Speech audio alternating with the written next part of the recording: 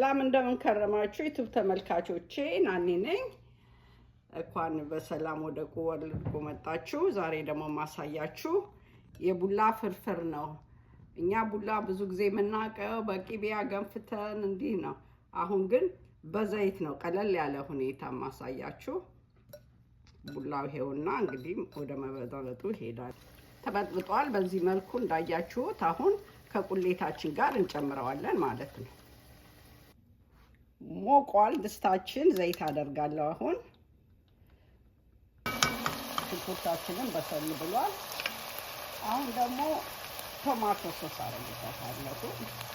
በርበሬ ይገባበታል። በርበሬም ትንሽ ነው የሚገባው እንደምታዩት። ቅመሙን ትንሽ ነው የሚገቡት።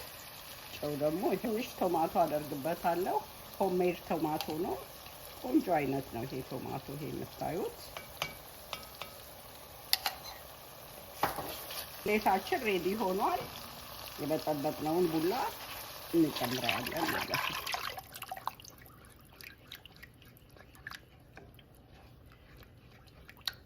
እኔ እንዳይጓጉልብኝ ነው የበጠበጥኩት። እየነሰነሳችሁ ማድረግ ትችላላችሁ እንደ ገንፎ ማለት ነው።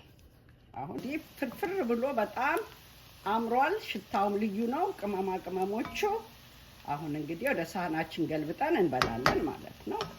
ቡላ ፍርፍራችን ሬዲ ነው። ይሄው ለመበላት እንደምታዩት ፍርፍር ብሏል።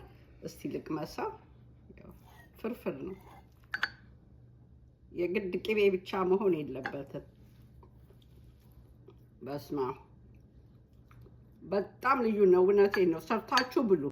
በሚቀጥለው ቪዲዮ እስከምንገናኝ ሰብስክራይብ፣ ሼር፣ ኮሜንት ማድረጋችሁን አትርሱ። አገራችንን ሰላም ያርግልን። ባይ ባይ። ሰላም ሁኑልኝ።